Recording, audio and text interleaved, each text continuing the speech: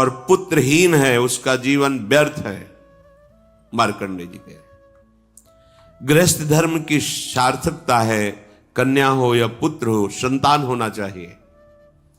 यदि नहीं तो फिर वैराग्य भावना लेकर के दोनों भजन करो, संस्कार लो, गृहस्थ धर्म का त्याग करके वानप्रस्थ या संन्यास वैष्णव जो भी भावना बने भगवत मार्ग का अनुसरण करो, काम बन जाएगा। यदि गृहस्थ में हो और संतान नहीं है तो यहां आदेश करते वृथा जन्मानि चत्वारि वृथा दानानि षोडश। वृथा जन्म अपुत्रस्य ये च धर्म बहिष्कृताः, उसका जीवन धिक्कार बेकार जिसके गृहस्थ धर्म में संतान न हो। संतान का तात्पर्य केवल बेटा ही नहीं, बेटा और बेटी दोनों समान हैं। ये जो निकृष्ट भाव बैठा हुआ है, बेटी हुई उदास हो गए, लड़का हुआ थाली बजाओ घंटा बजाओ, जिससे बहुत बड़ा, बिल्कुल ठीक नहीं है। ये बेटा होता किससे है? बेटी से ही होता है। तुम किससे हुए हो? किसी मां से हुए हो। वो क्या थी? किसी की बेटी ही थी। कैसी मूर्खता छा गई है, गर्भस्थ बेटी की कोई परवाह न करके उसको, ये क्या है? कितने राक्षस वृत्ति में आ गए हैं हमारी। राक्षस भी अपने बच्चों को नहीं खाते। कितनी राक्षसी बुद्धि। हम सुंदर दिखना चाहते हैं, समाज में सम्मान पाना चाहते हैं, और पाप कर्म कैसा? बेटी है गर्भ में, हत्या करा दो, नहीं चाहिए। बेटा कहां से पैदा होगा? वो किसी की बेटी से ही तो पैदा हो रहा है। कैसी मूढ़ता छा जाती है। वैसे भी शास्त्र में स्त्री हत्या करना बहुत बड़ा महापाप कहा गया है। फिर भ्रूण हत्या, गर्भ हत्या, गर्भस्थ शिशु की, उसमें भी कन्या, सर्वनाश। इसके बाद फिर रोते हैं, हमने कौन सा पाप किया, भगवान ने हमारा पुत्र छीन लिया। कौन सा पाप किया, भगवान ने ऐसा कर दिया। अरे अपने डायरी में तो लिखा करो कि तुमने कौन से पाप किए हैं। फिर जब परिणाम आवे तो सोचोगे तो लगेगा बहुत हल्के में निपाट रहे हैं भगवान, हमें तो बहुत कष्ट मिलना चाहिए। कैसी कैसी निर्दयता बैठ गई हो। हम मनुष्य कहलाते हैं, सदगृहस्थ कहलाते हैं, गर्भ से चलते हैं और गर्भस्थ शिशु की हत्या करते हैं। मान जाओ, ना सत्संग सुन रहे हो, ना शास्त्र स्वाध्याय कर रहे हो, इसलिए तुम्हें पता नहीं कि तुम कौन सा पाप कर रहे हो। ऐसे ये पाप, कुछ पाप ऐसे हैं जिनको वज्र की लीक कहा गया। वज्र की लीक में मिटाल नहीं सकते, तुम्हें भोगना पड़ेगा। जो गृहस्थ है और संतान नहीं है, उस जीवन को सार्थक करने के लिए अपने गृहस्थ जीवन का त्याग करो, तीर्थ धाम कहीं वास की व्यवस्था करो और दोनों मिलकर भजन करो, अपने शरीर को पूरा करो, तो जीवन सार्थक हो जाएगा। अगर गृहस्थ है, संतान है, पढ़ाओ लिखाओ, उसको उसी योग्य करो जैसे तुम्हारे माता पिता ने किया है, तो तुम उस ऋण से मुक्त हो जाओगे। और फिर भी भजन करो, भजन ही तुम्हें भगवान की प्राप्ति कराएगा।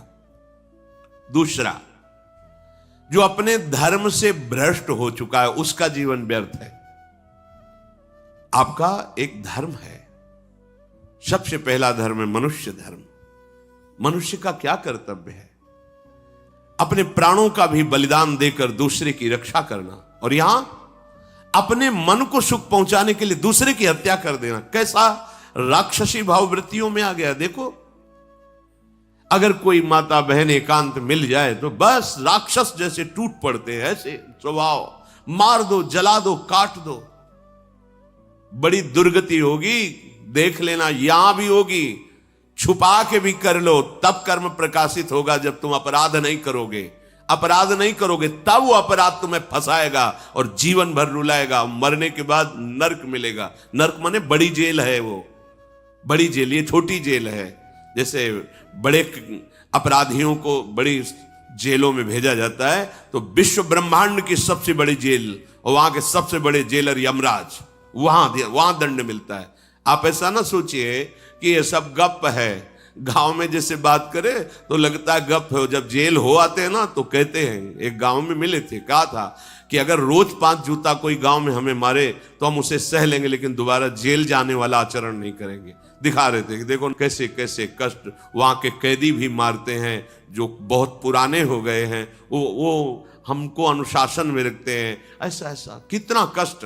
अब वो गया ना तो भोगा, अब माया के कारण स्मृति नष्ट हो गई नहीं, सैकड़ों बार अपने भी भोग के आ रहे हैं नरक। दूसरे उसका जीवन नष्ट है जो धर्म का त्याग कर चुका है। तुम पिता माता से प्रकट हुए, तुम्हारा धर्म है माता पिता की सेवा करना। वयोवृद्ध बेचारे माता पिता उठने बैठने में असमर्थ हैं, आप पैसे कमाने के लिए अपनी बहुली निकल गए, अब वो कष्ट भोग रहे हैं, ना उनको देखना है ना उनकी व्यवस्था करना है, मरने दो तो ठीक है। तुम्हें जब परिणाम आएगा तब तुम भी तो बनोगे ना वृद्ध, तब तुम्हें पता चलेगा। अवश्य में भोक्तव्यम कृतम कर्म शुभाशु, होश में माता पिता सबसे पहले भगवान हैं यदि आप गृहस्थ हैं तो। अगर आप बाल्यावस्था से भगवान के मार्ग का अनुसरण कर रहे हैं तो फिर भगवान प्रणत कुटुंब पाल रघुराई, भगवान व्यवस्था कर देते हैं। वैराग्य मार्ग में लौटकर पीछे नहीं देखा जाता। हमारे भगवान के अवतार मानेंगे महाप्रभु चैतन्य देव, नवयुति विष्णु प्रिया जी माता सची छोड़ के चल दिए। आद्य गुरु भगवान शंकराचार्य भगवान के अवतार मां केवल छोड़ के चल दिया।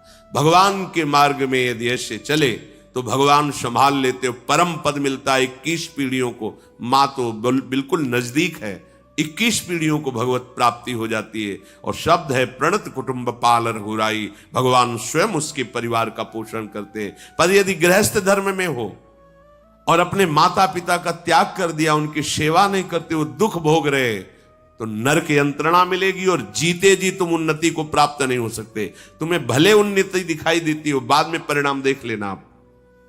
तीसरा, जो दूसरों के भोजन छीनने की चेष्टा में रहता है, कैसे इसका धन अपहरण कर लें, कैसी जमीन अपहरण कर लें, कैसे इसकी अव्यवस्था पैदा कर दें इसके जीवन में, जो केवल अपने ही सुख को देखता है